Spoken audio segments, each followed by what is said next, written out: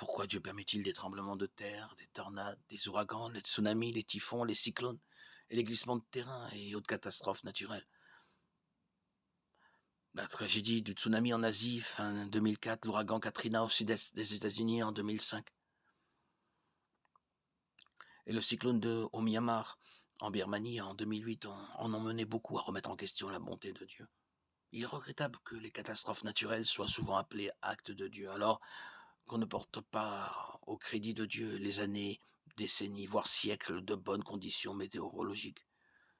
Dieu a créé l'univers et les lois de la nature. Genèse 1:1.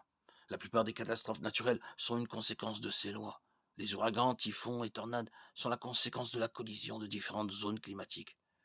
Les tremblements de terre sont le résultat de la dérive des plaques tectoniques. Les tsunamis sont provoqués par un séisme sous-marin.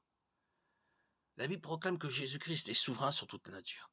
Colossiens 1, 16, 17. Dieu pourrait-il empêcher les catastrophes naturelles? Absolument.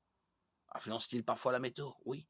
Comme nous le voyons dans Deutéronome 11, 17 et Jacques 5, 17, Nombre 16, 30, 34, nous montre que Dieu provoque parfois des catastrophes naturelles pour juger le péché. L'Apocalypse décrit de nombreux événements qu'on pourrait certainement qualifier de catastrophes naturelles. Apocalypse 6, 8, 16. Toutes les catastrophes naturelles sont-elles des punitions de Dieu? Absolument pas. De la même manière que Dieu permet aux hommes mauvais de faire le mal, il permet à la terre de refléter le péché. Romains 8, 19, 21 nous dit, de fait, la création attend avec un ardent désir la révélation des fils de Dieu. En effet, la création a été soumise à l'inconsistance, non de son propre gré, mais à cause de celui qui l'y a soumise. Toutefois, elle a l'espérance d'être, elle aussi, libérée de l'esclavage de la corruption, pour prendre part à la glorieuse liberté des enfants de Dieu.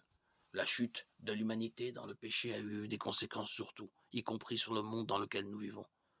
Tout dans la création est soumis à la vanité et à la corruption.